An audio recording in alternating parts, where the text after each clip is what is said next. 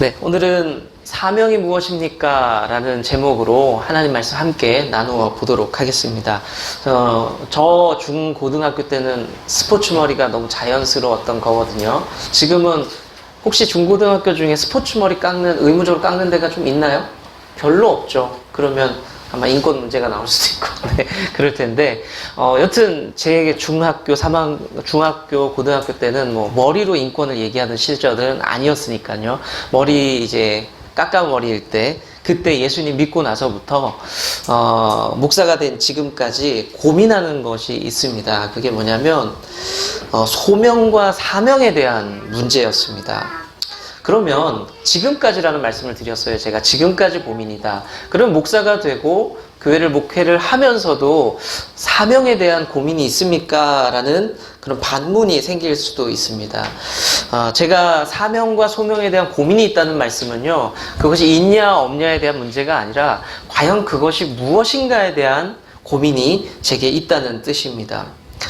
제가 예수님을 믿고 나서 예수님을 알게 되었는데, 이제부터 나를 위해 사는 것이 아니라 예수님을 위해 사는 인생이 되어야 될 건데, 어떻게 살 것인가에 대한 질문이 굉장히 제 안에 컸었습니다. 그때 시작된 고민이 지금까지 사역을 하는 내내 끝까지 따라오고 있다는 거죠. 사명과 소명, 그리고 부르심과 회심에 대한 기억은 사역자들은 가끔 이제 리콜이 됩니다. 다시 이렇게 끄집어내는 어떤 과정들이 있어요. 계속 따라다니게 되는데,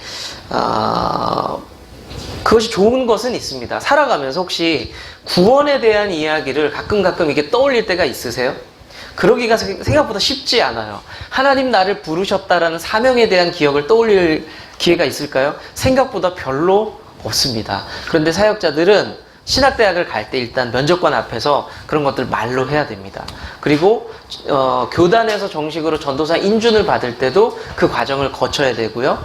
그리고 교회를 옮겨 다니면서 사역할 때도 담임 목사님과 어떤 누군가와 인터뷰를 할 때 계속해서 물어봐요. 그리고 목사가 될 때도 역시 마찬가지고요. 그래서 사역자들은 그런 중간중간에 그런 과정들이 있습니다. 그래서 내 구원의 시간이 그랬지, 하나님 나를 이렇게 부르셨지라는 것들을 다시 한번 떠올릴 수 있는 그런 시간들이 있습니다. 자, 그러면 목사가 되면서 구원과 소명과 사명에 대한 이야기들을 한 번씩 다 했다면 거기서 사명에 대한 이야기가 끝이 날까요?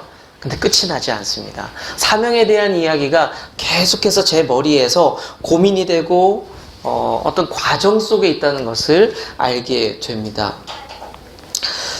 목회자가, 이 말이 제가 다시 한번 드리는데, 목회자가 사명을 두고 아직도 고민한다, 사명을 두고 아직도 생각이 많다라는 게 진짜 이상하게 들릴 수 있습니다. 사실 그럴 수가 있습니다.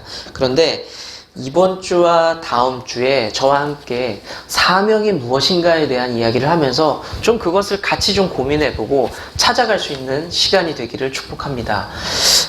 오늘 설교 제목이 뭐죠? 사명이 무엇입니까? 입니다. 두 가지 의미가 있어요. 이 질문에는 정말로 사명이 무엇이냐에 대한 질문, 그러니까 정의입니다. 뜻이 뭐냐, 사명이란 말의 뜻이 뭡니까? 라는 의미가 있고요. 또 다른 의미는 당신에게 있어서 진짜 사명이 무엇입니까? 라는 그런 두 가지 의미가 분명히 있습니다. 그런데 저는 좀 첫 번째에 집중을 하고 싶습니다. 사명의 의미가 뭐냐? 왜냐하면 개개인에게 주어지는 사명은요, 각자가 붙잡고 갈 것이기 때문에 제가 그것을 설명해 드릴 수가 없어요. 사명이 뭔가가 정리가 된다면 내 사명이 그때부터 보이겠죠. 그럴 수 있습니다. 자, 그래서 사명이 무엇인가요? 우리 인생이 무엇에 부름받았는가에 대한 질문이에요. 사명은 내가 무슨 일에 부름받았는가, 그리고 나는 어떻게 무엇을 하며 살아갈 것인가, 이게 바로 사명에 대한 이야기입니다. 성도님들도 나름의 사명에 대한 정의가 분명히 있을 겁니다. 저도 제 나름의 사명에 대한 정의가 있습니다. 저는 이렇게 정의를 해봤습니다. 첫 번째는 남들이 못 보는 것이 사명이다. 남들이 못 보는 것이 사명이다. 다른 사람들은 그게 진짜 안 보여요. 근데 나는 그게 진짜로 보여. 그럼 그 일을 하시면 돼요. 그리스도인들은 그게 바로 사명이라는 겁니다. 저는 목양에 대한 마음이 컸기 때문에 사명으로 알고 이 길에 들어선 거죠. 우리 집사님들에게도 남들은 잘 안 보이는 게 분명히 있어요. 교회 일이 되었든 밖에서 그리스도인으로 살아가면서 안 보여요. 그런데 나는 자꾸 보여요. 그럴 때 보통 사람들은 어떻게 하죠? 왜 사람들이 저걸 못 보는 거야? 라고 비난을 합니다. 그런데 그럴 것이 아니라 우리가 마음을 바꿔야 돼요. 아, 그것이 내 사명이구나 라고 바꾸면 그 일을 내가 할 수 있게 되죠. 두 번째, 제가 정의한 사명은 이겁니다. 어렵고 힘들어도 내가 즐겁게 그 일을 감당한다면, 할 수 있다면 그것이 사명이다. 사명은요, 쉽지 않아요. 어렵고 힘들어요. 그런데 그게 내가 그것을 감당하는데 기쁨이 있고 즐거움이 있다면 그것이 내 사명이다 라고 이해하시면 좋겠습니다. 제가 오늘 원고를 쭉 쓰다 보면 목회자들은 말이 많을 때도 있지만 글이 길어질 때도 있거든요. 쓰다 보니까 또 너무 긴 거예요. 그래서 오늘 한 주에 이걸 다 하면은 우리 한 10주 정도를 10분 설교에 굉장히 익숙해졌잖아요. 오늘 길게 했다가는 큰일 나겠구나라는 생각이 들어서 또 잘랐어요. 1부와 2부로 잘랐는데, 그래서 다음 주까지 나눌 겁니다. 그래서 다음 주까지 사명에 대해서 함께 좀 고민도 하고, 저는 고민이 필요하다고 생각합니다. 말씀을 들으면서 고민이 필요해요. 고민을 하고 그 가운데서 따라오는 게 뭘까요? 결단하는 겁니다. 고민을 하면 결단이 이어지게 되겠죠. 결혼하신 분들은 아시잖아요. 연애하면서 고민 한 번도 안 하셨어요? 저 여자는 저 남자는 내 거다라는 생각에 그냥 직진이었나요? 고민을 한 번쯤 하죠. 그렇게 고민한 다음에 결단을 하죠. 말씀을 들으면서 내 사명이 뭐지라는 고민을 하시고요. 분명한 결단 가운데서 헌신이 있길 축복합니다. 자, 오늘 나누고 싶은 것은 한 가지입니다. 첫 번째, 사명의 정의. 첫 번째 사명은요, 명확하고 구체적입니다. 저는 소명과 사명이라는 그 두 단어가요, 때로는 혼용해서 쓰이기도 합니다. 그렇죠? 가만히 생각해 보시면 섞어 썼어요. 그런데 이것을 굳이 구분을 하라면 저는 이게 핵심이라고 생각해요.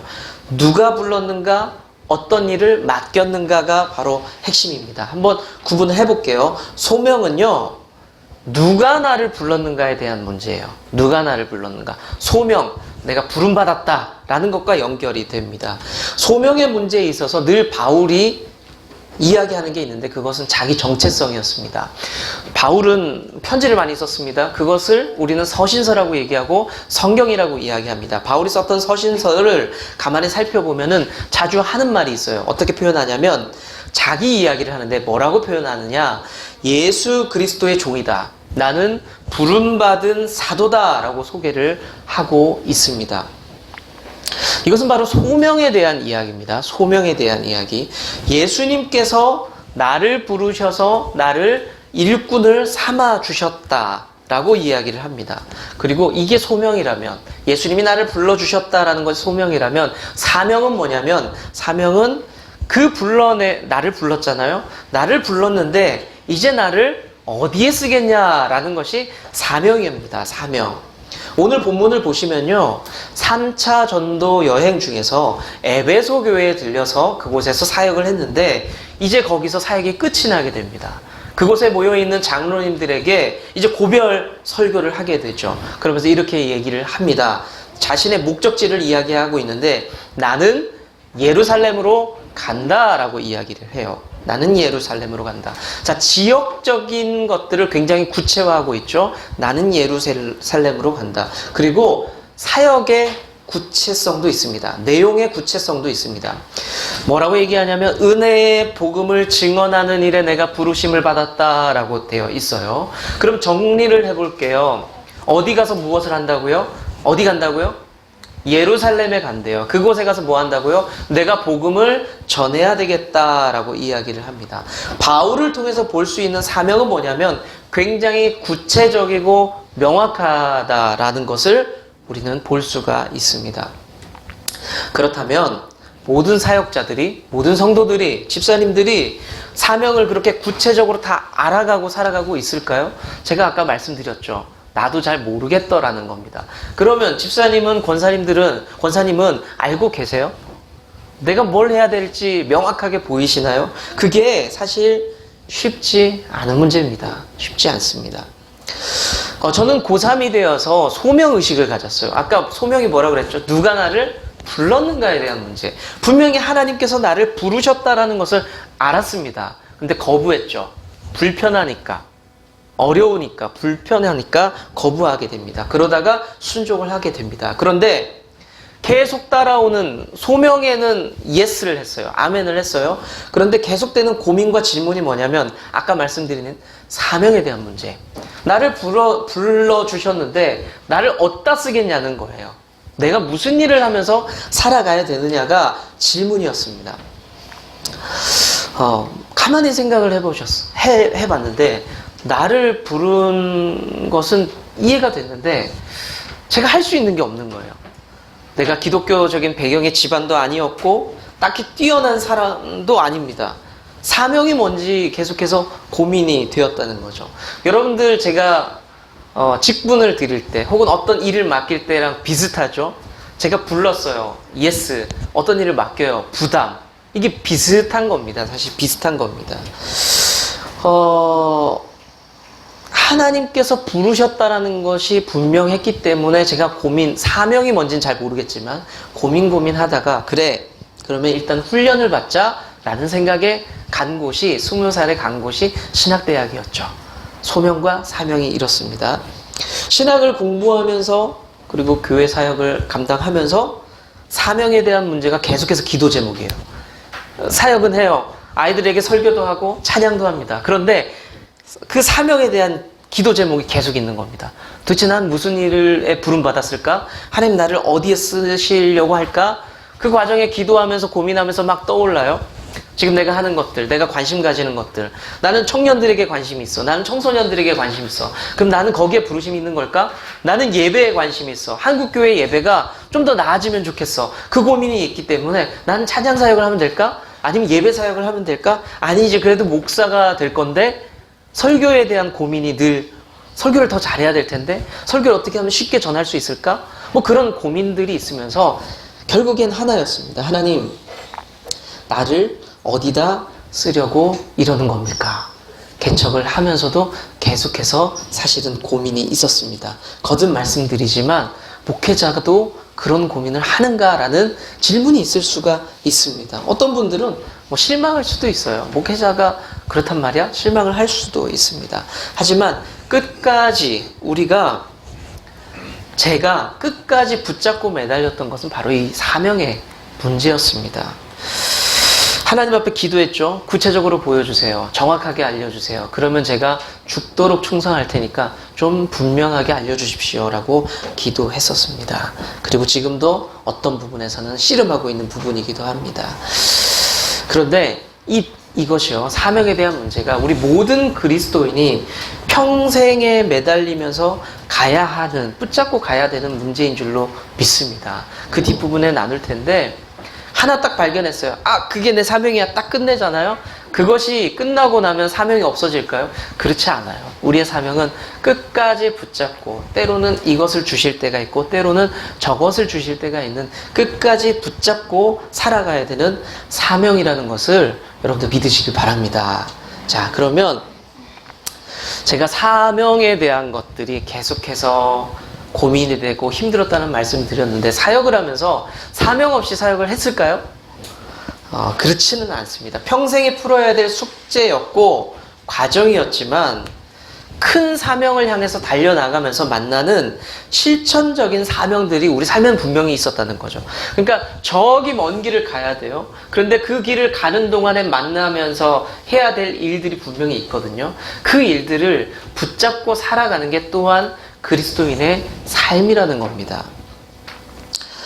우리 집사님들 중에서는, 우리 성도님들 중에서는 내 사명이 뭔지 몰라서 스탑하는 분이 있어요. 멈춰 계신 분들이 있습니다. 뭘 해야 될지 모르니까 난 멈춰 설 수밖에 없습니다 라고 얘기를 해요. 하지만요, 아까 말씀드렸잖아요. 내 눈앞에 보이는 뭔가가 있어요. 그럼 그것을 하시면 돼요. 그게 사명입니다. 이게 사명이라고요? 그럼요. 그게 사명입니다. 우리가 하나님 나라와 하나님의 뜻을 이만하게 볼 때에 사명을 거기에만 두면은요, 사명이 뭔지 몰라요. 추상적이에요. 헷갈려요. 그런데 당장 내 눈앞에 보이는 그것, 내게 부담을 주는 그것이 있다면 그것을 붙잡고 나아갈 때 우리는 사명을 이루는 삶이 될 줄로 믿습니다. 여러분들, 저는 시골에 살아서 개울이라는 게 있었거든요. 그 개울을 바로 눈앞이에요. 근데 한번 폴짝해서 뛰어넘을 거리는 아니에요. 그러면 그 개울을 건너기 위해서 혹시 시골에 살았던 분 계세요? 혹시 최 집사님 시골 사셨어요? 대도시 분이세요?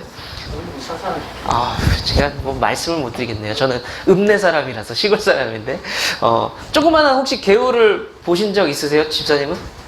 네, 그거 건널 때 어떻게 건너세요? 그냥 이렇게 발 건너서.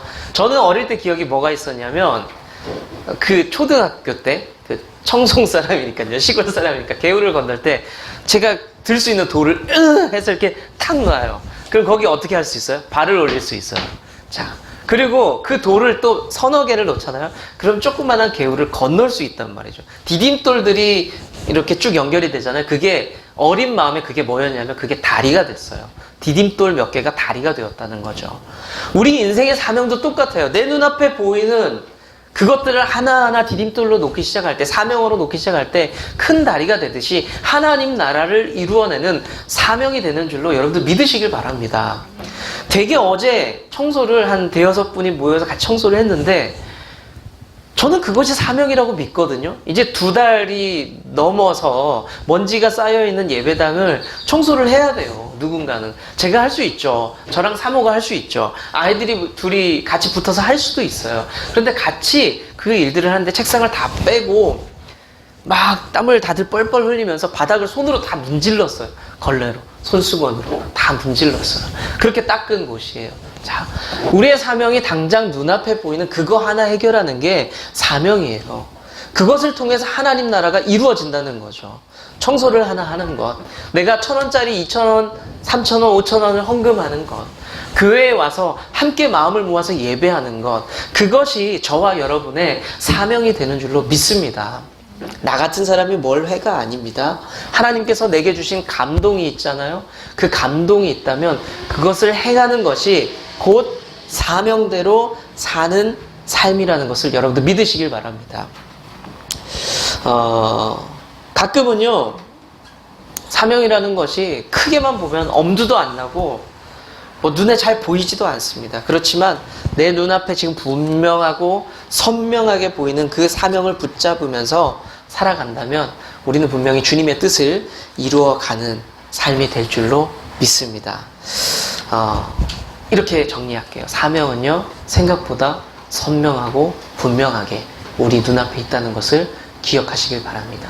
우리 좀 주님은 나무, 당신은 가지니 사랑의 열매 맺기에 축복해요.